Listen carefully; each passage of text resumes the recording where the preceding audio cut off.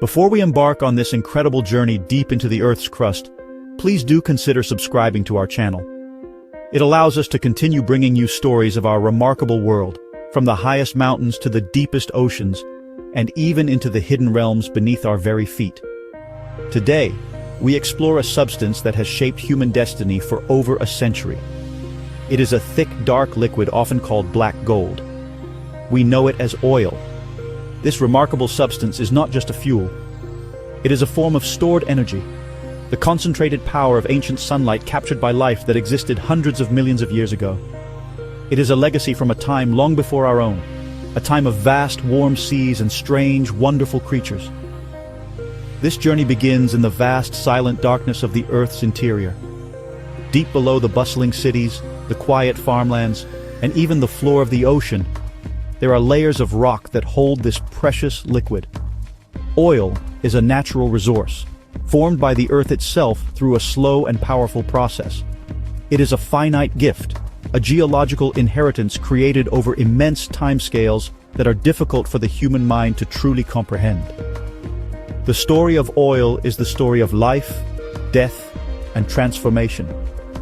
It is the story of tiny organisms that harnessed the sun's energy and how that energy was preserved, compressed, and cooked into the fuel that powers our modern civilization. To understand oil, we must travel back in time. Imagine a world teeming with life, where oceans covered much of the planet. In these waters lived countless tiny plants and animals known as plankton. Like the plants in our gardens today, these microscopic organisms captured sunlight through photosynthesis, converting it into energy to live and grow. When they died, their bodies, rich with this stored solar energy, did not simply disappear. Instead, they drifted down through the water, settling in a soft layer on the seabed. This quiet reign of organic matter continued, uninterrupted, for millennia upon millennia. Over vast stretches of geological time, this layer of deceased life was buried deeper and deeper. Rivers washed sand and silt from the continents, covering the organic ooze. The weight of these new layers grew immense, pressing down with unimaginable force.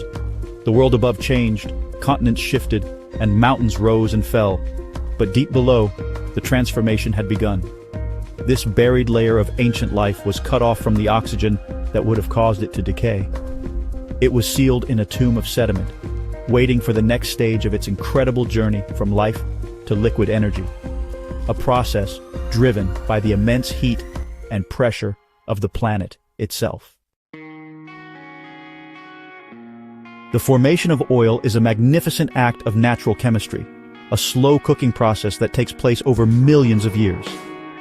Once the layers of organic material are buried deep enough, typically several kilometers beneath the surface, two crucial ingredients come into play: heat and pressure. The Earth's core generates immense heat, which radiates outwards, warming the rock layers above. At the same time, the sheer weight of the overlying rock and sediment creates crushing pressure. This combination of heat and pressure acts like a giant subterranean oven, slowly altering the chemical structure of the buried plankton. It is a transformation of epic proportions, turning the delicate tissues of ancient life into a complex mixture of hydrocarbons. This geological kitchen doesn't work quickly. The process is painstakingly slow, unfolding over epochs. The organic molecules are broken down and rearranged into the long chains that make up crude oil and natural gas. The specific temperature is critical. If it's too cool, the organic matter remains a waxy solid called kerogen. If it gets too hot, it might be cooked for too long, breaking down further into natural gas alone. The oil window is this perfect temperature range, usually between 65 and 150 degrees Celsius, where the magic happens. Here, in this zone of perfect heat, the ancient sunlight captured by plankton is reborn as a potent, energy-rich liquid. Once formed, the oil does not simply stay put. Being lighter than the water that is also trapped within the pores of the rock, the tiny droplets of oil and bubbles of gas begin a slow but relentless upward migration. They seep through microscopic pores and fractures in the surrounding rock, always moving towards the surface, driven by buoyancy. This journey can continue for millions of years, as the oil seeks a path of least resistance through the labyrinth of underground rock formations. It is a silent, invisible river flowing deep within the earth, a river of potential power searching for a place to rest. This migration only stops when the oil encounters an impenetrable barrier. This barrier is a layer of non-porous rock such as shale or salt, which acts as a cap. Unable to pass through, the oil and gas accumulate beneath it, filling the tiny spaces within a porous layer of rock like sandstone or limestone. This trapped accumulation is what we call an oil reservoir. It is not an underground lake or cavern filled with oil, but rather a sponge-like rock saturated with it. Here the oil waits, preserved in the darkness for millions of years, a hidden treasure of concentrated energy, waiting to be discovered by the world above. Finding these hidden reservoirs is a monumental challenge, a form of high-tech treasure hunting on a planetary scale. Geologists are the detectives in this great search. They study the Earth's surface for clues, looking at the types of rocks and formations that might suggest the right conditions exist deep below. In places like Texas, early pioneers often found oil by chance, sometimes when drilling for water. They looked for natural seeps where oil bubbled to the surface or simply drilled in areas where others had been lucky. But today, the search is a sophisticated science, blending ancient knowledge of geology with cutting-edge technology to peer deep into the Earth's crust. The primary tool for modern oil exploration is seismic surveying. This process works much like a medical ultrasound. Special trucks, known as thumper trucks, send powerful vibrations or sound waves deep into the ground. Offshore, ships use air guns to create similar seismic pulses in the water. These waves travel down through the layers of rock and bounce back when they hit different formations. A vast array of sensors, called geophones, are spread across the landscape to listen for these returning echoes. The time it takes for the waves to return provides a detailed picture of the world beneath our feet. By analyzing this data, geologists can create a three-dimensional map of the subterranean landscape. They can identify the folds and faults in the rock layers that might create traps for oil. They can spot the specific types of porous reservoir rock and the impenetrable cap rocks that seal the treasure in place. In the vast deserts of Arabia, geologists look for enormous, gentle folds in the rock layers called anticlines, which can hold some of the largest oil fields in the world. In Texas, the geology is more complex, with numerous smaller traps created by salt domes and intricate fault lines, requiring a more detailed and localized search. Even with the most advanced technology, the only way to know for sure if oil is present is to drill a well. This first exploratory well is a huge gamble, costing millions of dollars with no guarantee of success. It is the ultimate test of the geologist's theories. The team on the ground holds its breath as the drill bit chews through thousands of meters of rock, sending back samples for analysis. The tension is immense. Finding oil is a moment of triumph, a confirmation that the long hunt has paid off. But many exploratory wells come up dry, a stark reminder of how elusive this buried treasure truly is. Once a reservoir is confirmed, the real work of bringing the oil to the surface begins. This process is called extraction, and it requires a colossal effort of engineering and machinery. The centerpiece of this operation is the drilling rig, a towering steel structure that houses the equipment needed to bore a hole deep into the earth. A powerful motor at the top of the rig, called the top drive, rotates a long string of drill pipe.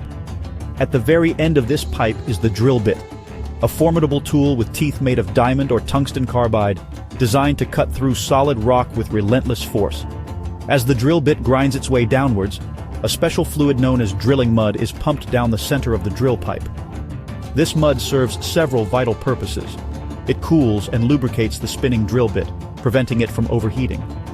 It also carries the crushed rock cuttings back up to the surface, clearing the borehole so that drilling can continue. Most importantly, the weight of the mud column creates hydrostatic pressure, which counteracts the immense pressure within the reservoir. This prevents the oil and gas from rushing uncontrollably to the surface, a dangerous event known as a blowout. When the drill bit finally penetrates the oil-rich reservoir rock, the moment of truth arrives. In many newly discovered fields, especially the giant ones in Arabia, the natural pressure within the reservoir is enormous. This pressure, built up over millions of years, is often enough to push the oil up the well all by itself. This is known as primary recovery. Engineers carefully manage this flow, installing a series of valves and pipes at the surface, known as a Christmas tree, to control the rate at which the oil emerges. The sleeping giant has been awakened, and its ancient energy begins its journey to the surface. However, this natural pressure does not last forever. As oil is removed, the pressure in the reservoir declines and the flow slows down. In many older fields like those in Texas, or in fields where the pressure was never very high to begin with, engineers must give nature a helping hand. This is called secondary recovery. One common method is to pump water or natural gas back down into the reservoir through separate injection wells. This increases the pressure and helps to sweep the remaining oil towards the production wells. In some cases, a familiar machine, the pump jack or nodding donkey, is installed to mechanically lift the oil to the surface, tirelessly bowing up and down across the landscape. While the basic principles of oil extraction are the same everywhere, the specific technologies and challenges can vary dramatically depending on the location. Texas and the Arabian Peninsula represent two very different worlds of oil production. The oil fields of Texas are often characterized by their maturity and complexity. Having been drilled for over a century, many of the large, easy-to-find reservoirs have been heavily produced. The remaining oil is often trapped in smaller, more fragmented pockets, or is harder to extract from the rock itself. This presents a unique set of geological and engineering puzzles for producers to solve. To overcome these challenges, Texan oil fields have become a laboratory for advanced extraction technologies. Techniques like hydraulic fracturing or fracking are commonly used. This involves pumping water, sand, and chemicals into the well at high pressure to create tiny cracks in the shale rock, releasing the trapped oil and gas. Horizontal drilling is another key innovation, allowing a single well to snake sideways through a thin layer of reservoir rock for thousands of meters, maximizing contact with the oil. These methods require incredible precision and sophisticated technology, making Texan oil production a high-tech and often higher-cost endeavor. In stark contrast, the oil fields of Saudi Arabia are defined by their sheer scale and simplicity. Fields like 𝗹𝗶𝗸𝗲 are the largest conventional oil fields ever discovered on Earth, containing more oil in a single reservoir than all the reserves of many countries combined. The reservoir rocks are typically highly porous and permeable, and the natural pressure is immense. This means that oil flows to the surface easily and at astonishing rates from vertical wells, without the need for the complex stimulation techniques used in Texas. The cost of extracting a barrel of oil in Arabia is therefore among the lowest in the world. The primary challenge in Arabia is not one of technology, but of management and logistics. The desert environment presents its own difficulties, with extreme heat and blowing sand affecting both people and machinery. The main goal is to manage these colossal reservoirs carefully to ensure they continue producing for many decades to come. This involves strategically injecting water to maintain pressure across the vast expanse of the field, and planning the placement of new wells to drain the reservoir as efficiently as possible. It is a game of immense scale, focused on preserving the longevity of these geological wonders rather than unlocking small, stubborn pockets of oil. An oil extraction site is a symphony of human skill and mechanical power. It is a place where people and powerful machines work together around the clock in all weather conditions to bring this vital resource to the surface. The drilling rig is the heart of the operation, a bustling hub of activity. At the controls is the driller, an experienced professional who operates the machinery, carefully monitoring pressure, rotation speed, and drilling progress from a control cabin known as the doghouse. The driller leads a team of roughnecks, the hard-working crew who handle the heavy iron on the rig floor. The roughnecks perform the physically demanding tasks of connecting and disconnecting sections of drill pipe, a repetitive but dangerous job that requires strength, coordination, and constant awareness. Alongside them work other specialists. Mud engineers are responsible for formulating and maintaining the drilling mud, ensuring its properties are perfect for the rock conditions. Geologists are on site to examine the rock cuttings that come up from the well, looking for signs of oil and gas, and guiding the drilling team. Safety officers are ever present, ensuring that all procedures are followed to prevent accidents in this high-risk environment. The machinery on site is just as crucial. Towering cranes lift heavy equipment into place, powerful pumps circulate the drilling mud, and generators provide the electricity needed to run the entire operation. Once the well is producing, a new set of equipment takes over. Separators are large vessels that do the first stage of refining, separating the raw, crude oil from any natural gas, water, and sediment that comes up with it. Pipelines are then laid to transport the separated oil and gas away from the wellhead, beginning the next stage of its journey to a refinery. From the deep, silent formation in the Earth's crust to the bustling, noisy activity on the surface, the journey of oil is a testament to both the power of nature and the ingenuity of humankind. Over millions of years, the sun's energy was captured by life and buried deep underground. Through a long and careful search, its hiding place was found. And through a complex dance of people and machines, this ancient concentrated sunlight is finally brought into our world. It travels from the well through a vast network of pipelines and tankers, ready to be transformed into the fuels and products that power our cars, heat our homes, and form the building blocks of our modern lives.